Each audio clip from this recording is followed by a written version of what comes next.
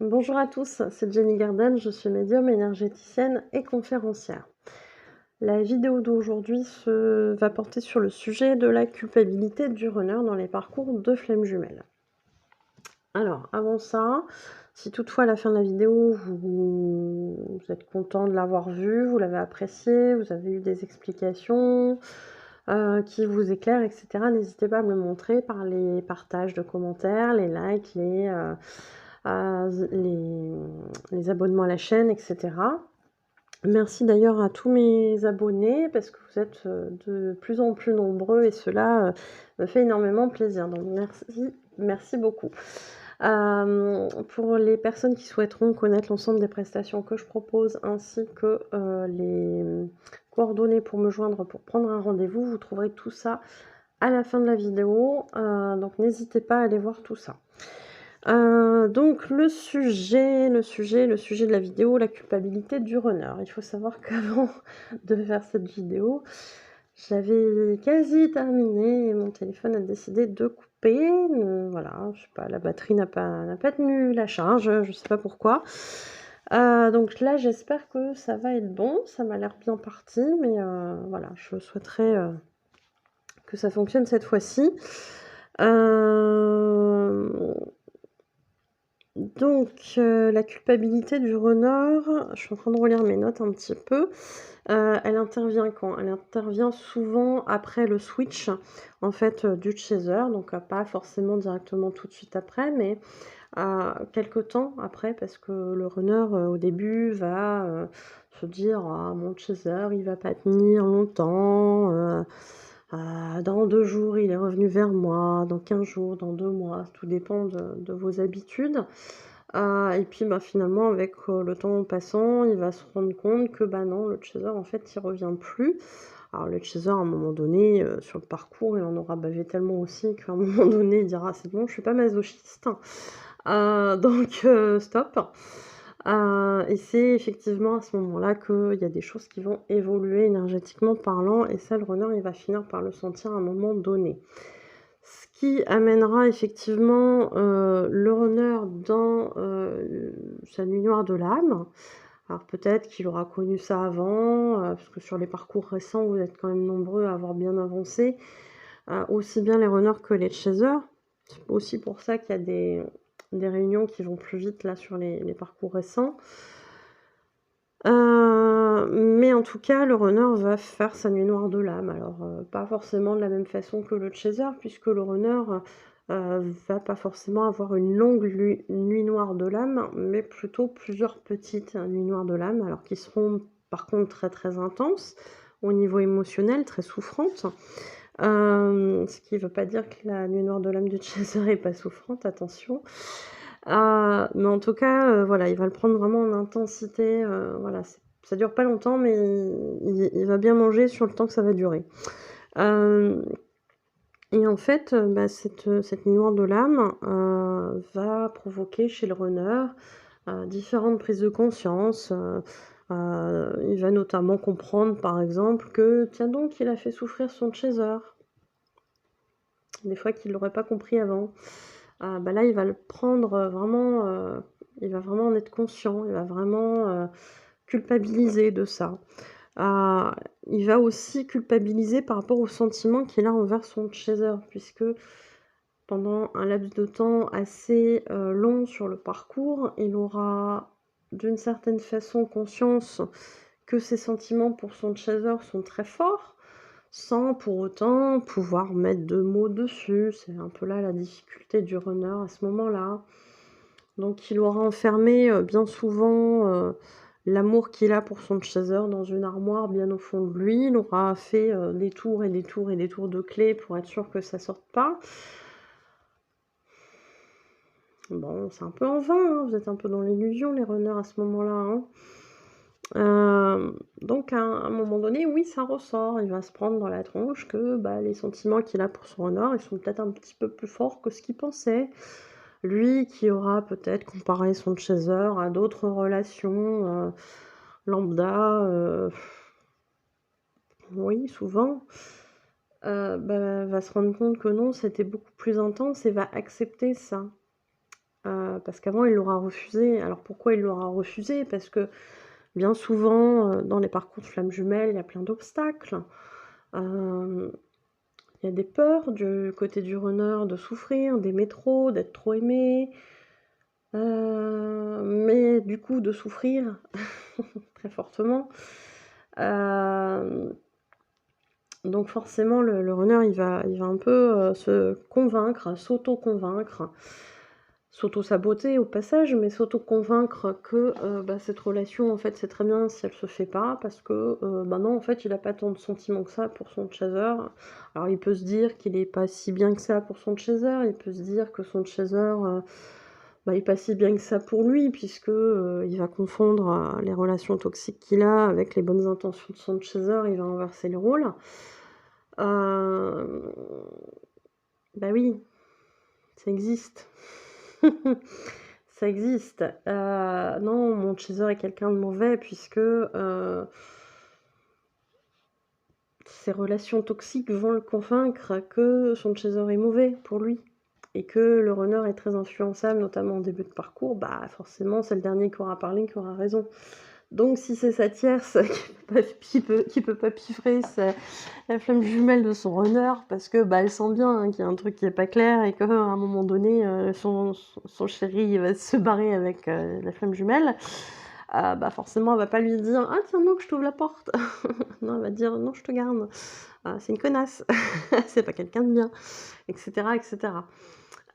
Donc forcément, le runner va la croire, parce que ça l'arrangera bien aussi d'un côté, hein, ça lui donnera une bonne excuse pour fuir, ce qu'il aura pas le courage de vivre à cet instant-là.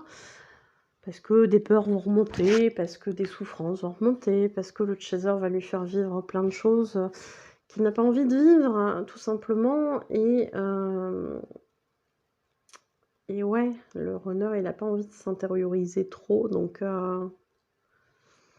si le chaser appuie sur le bouton et que ça fait mal, en gros, l'idée, ça va être de fuir, en fait.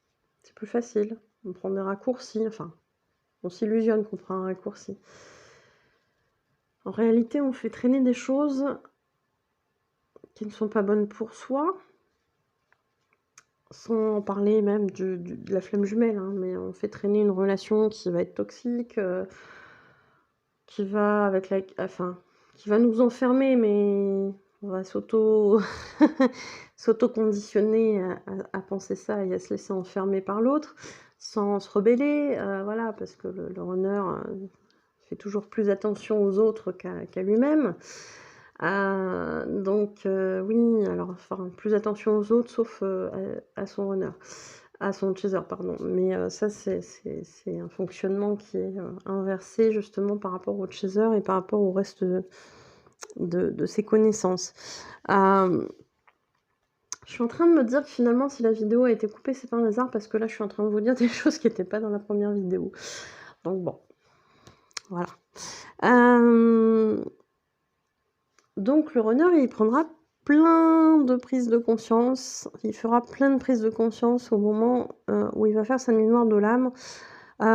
Donc les sentiments plus vers son chaser, plus intenses que ce qu'il ne pensait ou que ce qu'il voulait bien s'avouer. Hem Et puis prise de conscience aussi qu'à plusieurs reprises et parfois de manière assez violente, il aura rejeté son chaser. Chaser qui, même si en début de parcours aura des mauvais côtés, dans le sens, contrôlant et cetera, aura tout de même des bonnes intentions envers son runner.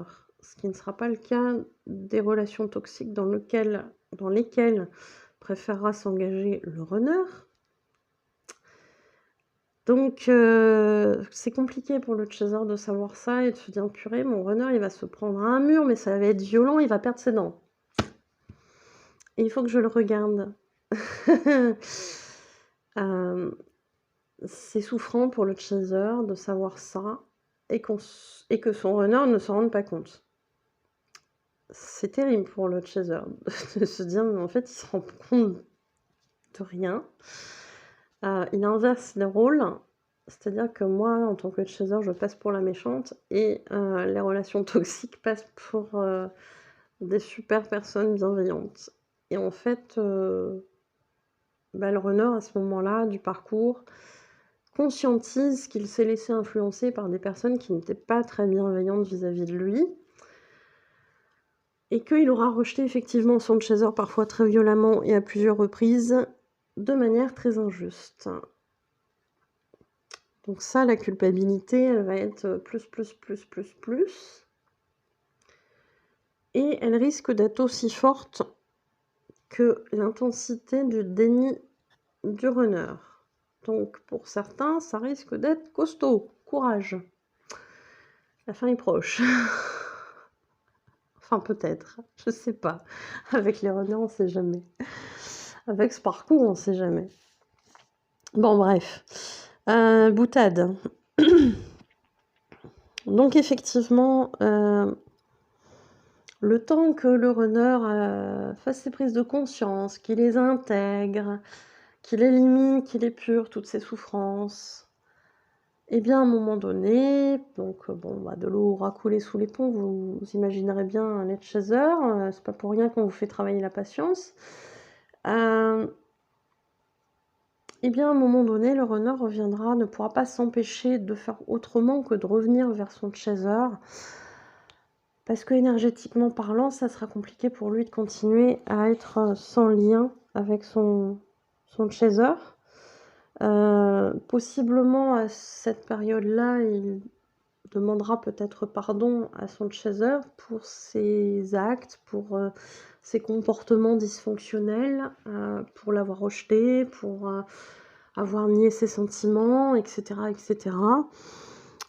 Et c'est vrai que ça sera souvent au moment de la complétude du chaser ou pas loin de ce moment-là.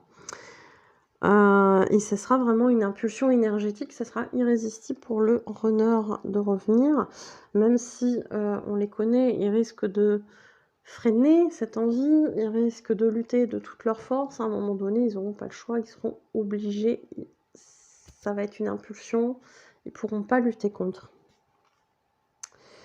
Je suis en train de regarder, est-ce qu'il y a d'autres choses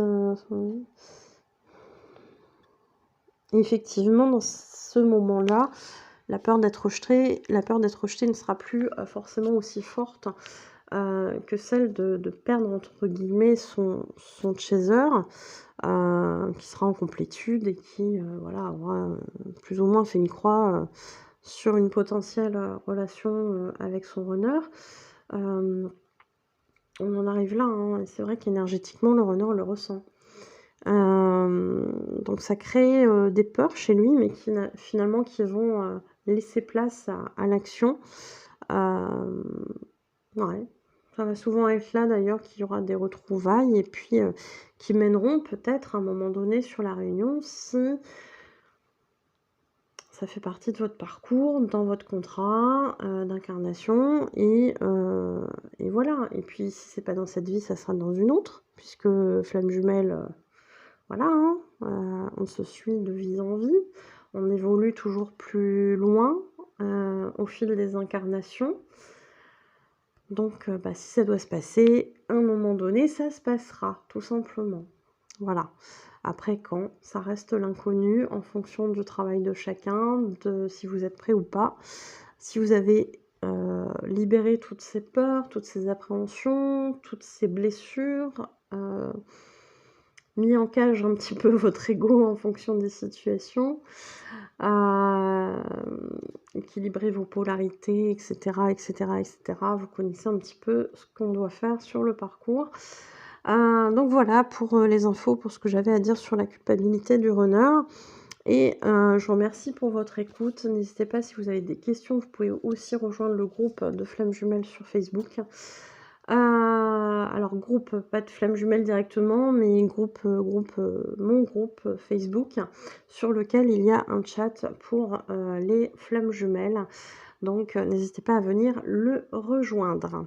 À bientôt et puis prenez soin de vous.